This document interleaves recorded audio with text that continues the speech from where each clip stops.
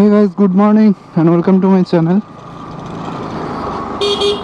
আজকে দীর্ঘ 3 মাসের অপেক্ষার পর মানে জানুয়ারি থেকে আমি আমার হন্ডা হাইনেস আমি জানুয়ারিতে বুক করি, ফেব্রুয়ারিতে ডেলিভার পাই। ফেব্রুয়ারিতে ডেলিভার পাওয়ার পর অনেক ছোটোখাটো রাইড করেছি, বেশি দূর না, ওয়েস্ট বেঙ্গলের কাছাকাছি। তো তখন থেকে মোটো ব্লগিং শুরু করার ইচ্ছা। আর মোটো ব্লগিং করার জন্য যেটা সবচেয়ে বেশি দরকার সেটা হলো গোপ্রো বা একটা অ্যাকশন ক্যামেরা যে কোনো। তো ফাইনালি গতকাল মানে 19 তারিখ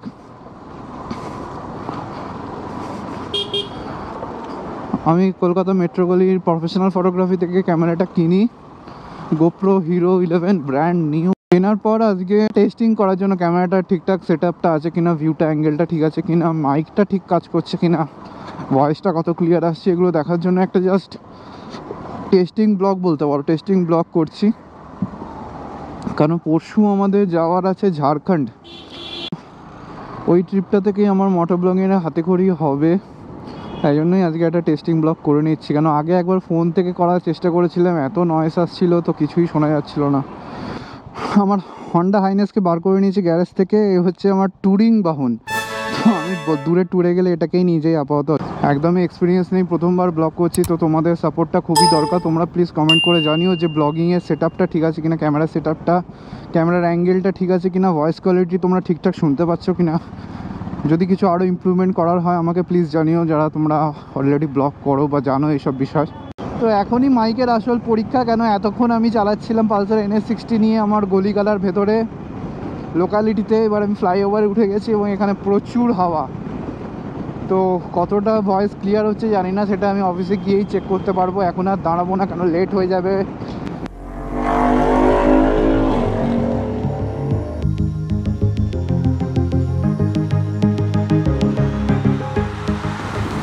দেখো বলতে বলতে কখন 70 চলে গেছে স্পিড।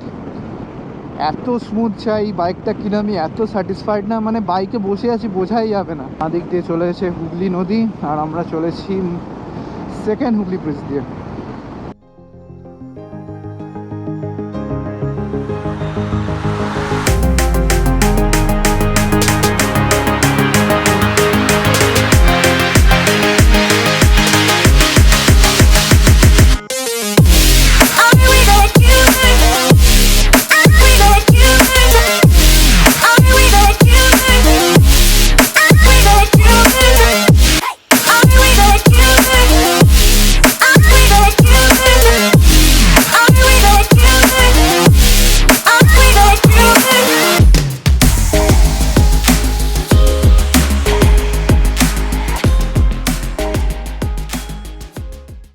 বাবা জোরে বৃষ্টি আরম্ভ হয়ে গেল, হায় হায় রে।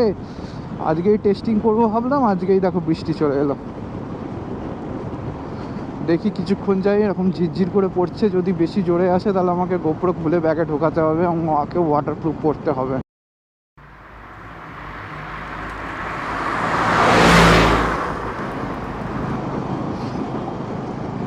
তো হ্যাঁ, কথা বলতে বলতে আমরা উঠে পড়েছি এজেসি বোস রোড ফ্লাইওভারে। এখান থেকে আমাকে লেফট নিয়ে নিতে হবে মা ফ্লাইওভারের দিকে।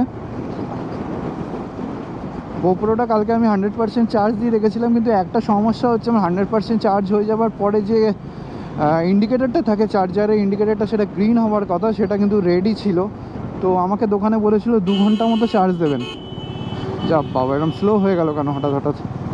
2 ঘন্টা মতো চার্জ দেবেন, তো 2 ঘন্টা পেরিয়ে যাওয়ার পরও তখন দেখলাম ওটা, আমি অফ করেই চার্জ দিয়েছিলাম, দেখলাম যে গ্রিন হচ্ছে না। তখন আমি অন করলাম, দেখলাম 100% চার্জ হয়ে গেছে। গুগলে সার্চ করে দেখলাম যে হ্যাঁ, গোপ্রো 11-এর কিছু কিছু মডেল এই প্রবলেমটা থাকে যে ওটা গ্রিন হয় না। সেটা ভাবছি একবার প্রফেশনালে ফোন করে আমি এটা একবার জিজ্ঞেস করে নেবো যে এটা কি কোনো মেজর প্রবলেম কি না। তোমরাও জানলে তোমরাও এই বিষয়ে কমেন্ট করে জানাতে পারো যে এটা কোনো মেজর প্রবলেম কিনা, আমাকে এই নিয়ে কিছু ভয় পাওয়ার কিছু আছে কিনা এর মধ্যে। তো হ্যাঁ, আমরা লেফট টার্ন নিয়ে নিলাম মা ফ্লাইওভারের দিকে। ওরে বাবা রে, দেখো জাস্ট 1 মাসের বৃষ্টিতে রাস্তার অবস্থা খারাপ। এমনিতে এই পোর্শনটা পার্টিকুলার, এই যে এখান থেকে লেফট টার্নে এই যে রাইট টার্ন নেবো আমরা, এই জায়গায় রাস্তাটা এমনিই খুব বাম্পি ছিল, তার উপর গাড্ডা তৈরি হয়েছে বর্ষার মধ্যে। যাই হোক, তো হ্যাঁ, ফুল চার্জ দিয়ে দিয়েছিলাম। আজ সকালে দেখলাম মোটামুটি 88%, 85% চার্জ আছে, কারণ কালকে একটুখানি রাতেরবেলা চার্জ দেওয়ার পরে ক্যামেরাটা আপডেট করে কানেকশানগুলো দেখে নিচ্ছিলাম ফোনের সাথে কানেক্ট করে। তো ব্লগটা তো আমি কন্টিনিউই রাখছি, আমি পুরো একদম অফিস অবধি ব্লগটা কন্টিনিউ করার ইচ্ছা, দেখবো কতক্ষণ ফুল চার্জ থাকে। আমি আগেরবার চাঁদিপুর যাওয়ার সময় ফোনে করতে গিয়ে প্রচণ্ড ডিসঅ্যাপয়েন্টেড হয়ে আর চেষ্টাই করিনি। হাতেও কম সময় ছিল, এরকমই 2-3 দিন আগে আমি হঠাৎ করে আমার খেয়াল হলো যে গোপ্রো কিনতে পারছি না, ফোনেই ট্রাই করি। তো জাস্ট একটা সনির মাইকটা ভালো কিনেছিলাম, যদি কেন ইচ্ছা আছে, যেন মনে ইচ্ছা ছিলই যে গোপ্রো কিনবই, আর গোপ্রো কিনলে একটা ভালো মাইক ইউজ করা খুবই দরকার। তো মাউনো ওসব না নিয়ে একবার একটা সনির ভালো মাইকই নিয়েছিলাম। 1800 টাকা মতো পড়েছিল মাইকটা, অনলাইনে কিনেছিলাম, হয়তো মেট্রোগলি থেকে নিলে আরও 100-150 টাকা সস্তা পেতাম।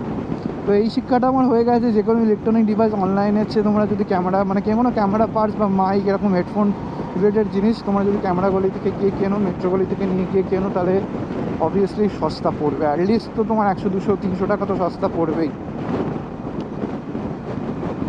তো যাই হোক, হ্যাঁ, ওই চাঁদিপুর যাওয়ার আগে যখন আমি চেষ্টা করেছিলাম, ফেল হয়েছিলাম, একদম কিছু শোনা যাচ্ছিল না। আর ফোনটাও এত কাঁপছিল, যেহেতু ওতে নয়েজ ক্যান্সেলেশন নেই, ভিডিও স্টেবিলাইজার লাগানো নেই ফোনে, সেইভাবে আপডেট করা নেই, কিছু নেই।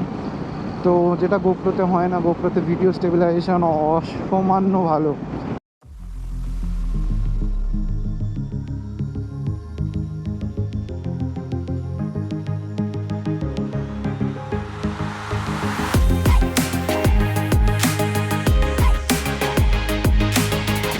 নয়েজ ক্যান্সেলেশন থাকে। আমি বাড়ি থেকে হাইনেসটা নেওয়া আগে পর্যন্ত ব্লগটা আমি একবার ক্যামেরাটা খুলে, গোপ্রোটা খুলে শুনলাম, দেখলাম আওয়াজ তো যথেষ্ট ক্লিয়ার লাগছে।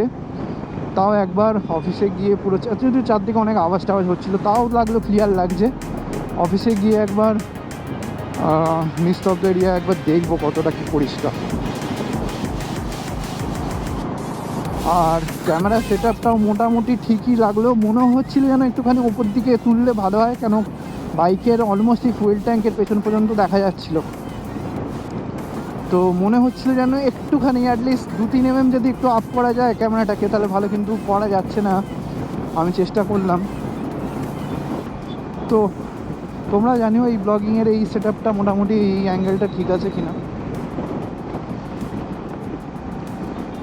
দেখো, বাঁ দিকে শুরু হয়ে গেছে নানা রকম বিল্ডিং, ডান দিকে দেখা যাচ্ছে অ্যাটমসফিয়ার, বাঁ দিকে আইটিসি, JW মারিয়ট। এই জায়গাটা সত্যি এত ভালো লাগে না, কলকাতার যে কত উন্নতি হয়েছে এই জায়গাটা এসে বোঝা যায়। তো বাঁ দিকে চলে যাচ্ছে, আমরা রুবির দিকে চলে যায়, আমরা চলে এলাম নিচের দিকে, কেন আমাদের যেতে হবে চিংড়িঘাটার দিকে, এদিক থেকে সল্টলেক বেরোনো যায়।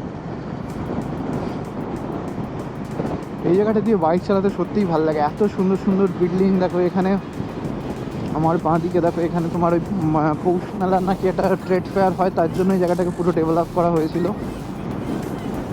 আজ রাস্তাটাও খালি আছে, তো ভালোই লাগছে বাইক চালাতে। ওয়েদারটা তো একদম চুমু, মাঝে একটু ঝিরঝিরে বৃষ্টি শুরু হয়েছিল বলে ভয় পেয়ে গেছিলাম, কারণ প্রথমবার ব্লগিং করছি, গোপ্রো এত দাম দিয়ে কিনেছি, আবার বৃষ্টি এসে গেলে এখন তাকে খুলে ব্যাগে ঢোকানো, জল টল লাগলে কী হবে। কেন তোমরা ভালো করেই জানো, গোপ্রোর যখন মোটর ব্লগিং করা হয় তখন গোপ্রোর ব্যাটারির কেসটা খুলে ফেলতে হয়, নাহলে ওটা মিডিয়া মড বা উলানজির যে কেস আছে কোনোটাতেই ঢুকবে না, ওটা খুলতেই হবে। এবং ওটা খুলে ফেলা মানে গোটা গোপ্রো আর ওয়াটারপ্রুফ থাকলো না। ওটা যতক্ষণ লাগানো আছে গোপ্রো ওয়াটারপ্রুফ, তোমরা সুইমিং পুলে ঝাঁপ দাও, যে কোনো ওয়াটার বডিতে ঝাঁপ দাও, up to 30 feet, most probably 10 metres, 30 feets মতো ওটা ওয়াটারপ্রুফ থাকে। তো কিন্তু তারপর আর বৃষ্টি হয়নি, এখন আকাশে বেশ রোদ আছে, মাঝে মাঝে রোদ উঠছে, মাঝে মাঝে মেঘলা হয়ে আছে। আচ্ছা, এই জায়গাটায় এসে আমি স্পিড একদম কমিয়ে দিই, কেন সিগন্যালের ঠিক বৃষ্টিটা যেখানে শেষ হচ্ছে ওখানে বাঁ দিকে আমাদের কলকাতা পুলিশ ক্যামেরা নিয়ে বসে থাকে, এবং ওভার স্পিড হলেই ঘপা ঘপ বাইক ধরে। তো এখানে জানি না কত স্পিড লিমিট, একদিন ইচ্ছা আছে দাঁড়িয়ে আমি জিজ্ঞেস করবো যে এই পার্টিকুলার এই জায়গাটা স্পিড লিমিট কী আছে। বোর্ডে তো এখানে 60 দেখায়, আমি 60ও রাখি না, আমি চেষ্টা করি 50-55 রাখার। তো কোনোদিনও ধরাতে পড়িনি, একদিন সময় থাকলে, আজকেই ইনফ্যাক্ট সময় আছে, আজকে দাঁড়িয়ে একবার ভদ্রলোককে জিজ্ঞেস করলে হয়। আজকে মোটে 8:51 বাজে, ভদ্রলোক কি আছে? হ্যাঁ আছে, চলো জিজ্ঞেস করি ভদ্রলোককে।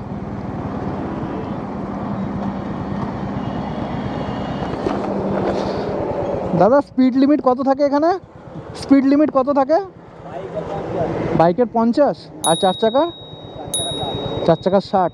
Thank you. চলো সাহস করে জেনে নিলাম। বাইকের 50 বললাম, তো 55 রাখি মোটামুটি, তো আরও কমাতে হবে। যদিও 55-এ কোনোদিনও ধরা পড়িনি, কোনোদিনও আমাকে ধরেনি, আমি 55ই রাখি। চেষ্টা করি 50 থেকে 55-এর মধ্যে, 50 টু 55-এর মধ্যে রাখার। তো তোমরাও এই জায়গাটা দিয়ে গেলে খুবই সাবধানে থাকবে। মা ফ্লাইওভার যেখানে এন্ড হয়ে এই যে চিংড়িঘাটার সামনে ঠিক বাইপাস ধাবার সামনে নামছে, আমি চলে যাবো লেফটে, আমার অফিস লেফটে। তো এই জায়গাটা খুব সাবধানে চালিও, 4 চাকা বা 2 চাকা যাই নিয়ে আসছো। এই জায়গাটার স্পিড অনেকেই জানে না এবং হুড়ুর করে বেরিয়ে যায়, যেহেতু আমরা রোজ যাচ্ছি এবং এই জায়গাটা ওরা থাকে, অলমোস্ট প্রতিদিনই থাকে, তো আমরা জানি এই জায়গাটায় প্রবলেম হয়।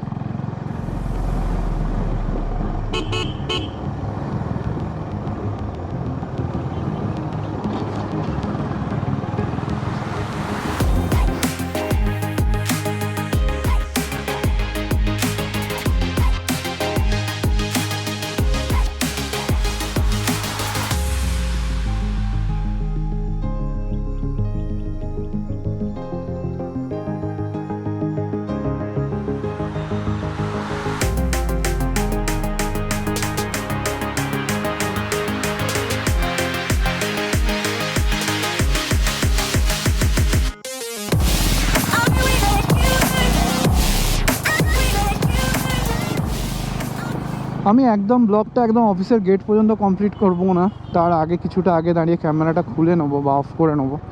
আমার খুবই আফসোস হচ্ছিলো, ব্লগিং করার অনেক দিনেরই ইচ্ছে ছিল, কেন বাইক কেনার আগের থেকে আমি অনেক ব্লগারদের ভিডিও দেখছি, মানে দুনিয়া ঘুরে ফেলেছি বলতে পারো। তো ওই নিজেরও ইচ্ছা তখন থেকেই জেগেছিল করার, এবং সব ব্লগারদের আশা মনে হয় আমার সেটাই ইচ্ছা হয়, একে অন্যের ব্লগ দেখে তবেই তার মধ্যে মোটিভেশন আসে করার, যে হ্যাঁ আমিও করতে পারি এটা, বা আমিও করতে পারবো। লোকের ভালোবাসা পাওয়া না পাওয়াটা সেটা কপালের ওপর এবং তোমার কন্টেন্টের উপর। তুমি কিভাবে কথা বলছো, কতটা ভালো তোমার শুনতে লাগছে, লোকজন কতটা পছন্দ করছে তোমার কথা বলা, তোমার ভয়েস কোয়ালিটি, সেটাই ডিপেন্ড করার উপরে তুমি লোকের ভালোবাসা পাবে। তো যাই হোক, আর কথা বাড়িয়ে লাভ নেই, তোমরা অবশ্যই কমেন্ট করে জানিও কেমন লাগছে, আর লাইক করো ভিডিওটা পছন্দ হলে, আর চ্যানেলটাকেও সাবস্ক্রাইব করে দিও। তোমাদের প্রথম তোমাদের সাপোর্টটা পাওয়ার খুবই দরকার আমার। তো চলো ব্লগটাকে আপাতত এখানেই শেষ করছি, গুড বাই, এবং সবাই ভালো থেকো, বি হ্যাপি, বি সেফ।